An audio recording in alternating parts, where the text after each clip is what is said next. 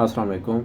अच्छा, मुझे एक बहुत ज़्यादा इश्यूज़ रिसीव्ड हो रहे हैं, मैसेंजर पे भी रिसीव्ड हो रहे हैं, इंस्टा पे भी, फेसबुक पे भी, टिकटॉक पे भी रिसीव्ड हो रहे हैं। इवन के कुछ अननोन पर्सन्स भी लेके मेरे ऑफिस आते हैं कि हमें ये इश्यूज़ फेस आ रहा है। वो खुद रिटर्न अपनी सबमिट करते रहते हैं और ये इशू है क्या है इसको देखते हैं।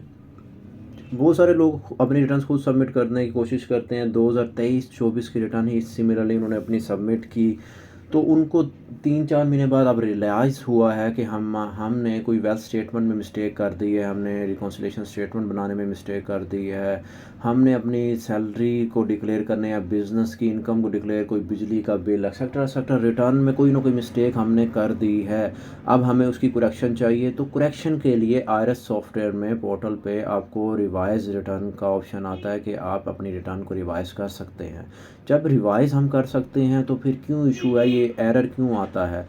एरर क्या आया, उसने रिवाइज़ मेरे क्लाइंट ने करने की कोशिश की है खुद, तो उसको ये नोटिस रिसीव्ड हुआ, ये एरर रिसीव्ड हुआ। ये एरर क्या है? MSG.IRS-12-001 commissioner approval required 114 subsection 6 उसकी सब क्लॉज बी।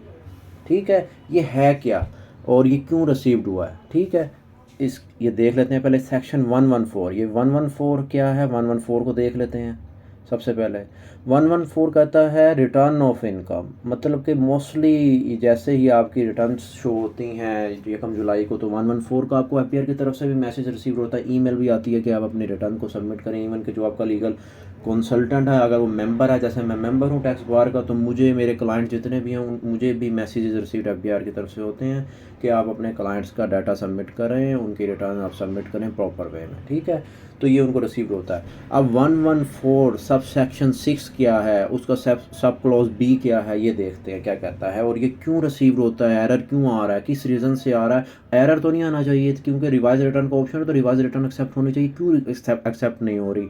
और अगर एक्सेप्ट नहीं हो रही तो हमें क्या करना होगा, किस चीज़ को फॉलो अप करना पड़ेगा? पहले हम देखते हैं कि एक्सेप्ट नहीं हो रही, तो अब हमें क्या किस चीज़ को फॉलो अप करना पड़ेगा।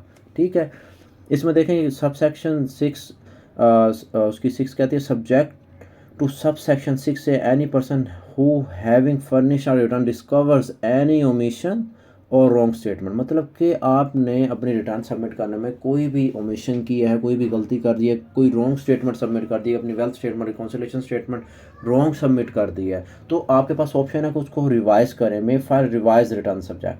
ठीक है, उसके लिए अब जो एरर आ रहा है वो कैसे ख़त्म होगा, वो कैसे एक्सेप्ट होगा, उस एरर को कैसे एक्सेप्ट कराना पड़ेगा, उसकी यहाँ पे डिटेल बताई गई है। दी बी में देखें, एरर भी यही था, सब सेक्शन 6 उसका sub clause B sub clause क्या कह रहा है, द रीजंस फॉर वीएन of return in writing duly signed by the taxpayer और फाइल विद द रिटर्न।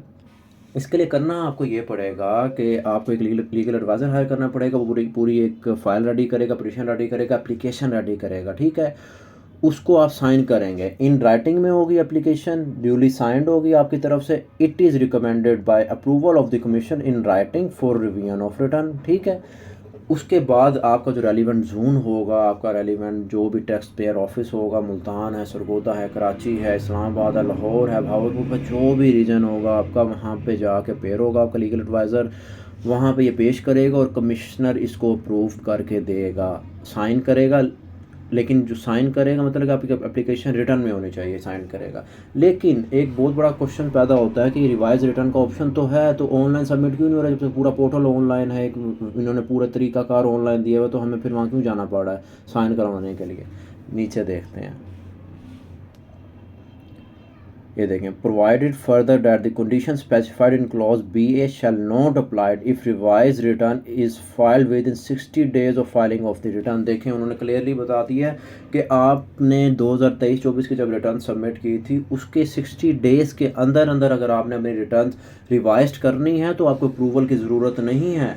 उसके बाद वो नीचे कहता है provided also that where the commissioner has not made an order approval in writing for revision of return before the expiration of 60 days. ये next page पे expiration of 60 days लिखा था, तो मैंने यहीं पे मेंशन कर दिया कि नेक्स्ट पेज पे हमें नहीं जाना पड़े। तो उसने क्लियर कह दिया कि कमिश्नर भी जब आप पिटीशन या फाइल इस तरह की लेके जाएगा आपका लीगल एडवाइज़र, तो वो सबसे पहले देखिएगा कि इसको 60 दिन मुकम्मल हो चुके हैं, 2 मंथ्स मुकम्मल हो चुके हैं, तो वो उस पर साइन करेगा और अप्रूवल देगा। अगर 60 दिन नहीं हुए तो किसी सूरत आपको कमिश्नर भी अप्रूवल नहीं देगा, वो कहेगा कि जाके आप अपने पोर्टल पर रिवाइज रिटर्न कर सकते हैं। ठीक है, तो ये इस चीज़ का इशू था और ये रीज़न्स थी कि आपको 60 डेज़ का टाइम मिलता है अपनी रिटर्न सबमिट करने के बाद। उसके अंडर आपने रिवाइज रिटर्न कर दिया तो नो इशू, आपकी एक्सेप्ट हो जाएगी ऑनलाइन। नहीं होगी तो आपको यही 114 सब सेक्शन 6 उसका सब क्लॉज बी का आपको एरर शो होगा। उसके लिए कंप्लाई करवाने के लिए आपको कमिश्नर ऑफिस पूरा एक लीगल एडवाइज़र हायर करके पूरा एक प्रोसीजर अडॉप्ट करना पड़ेगा। थैंक यू, अल्लाह हाफिज़।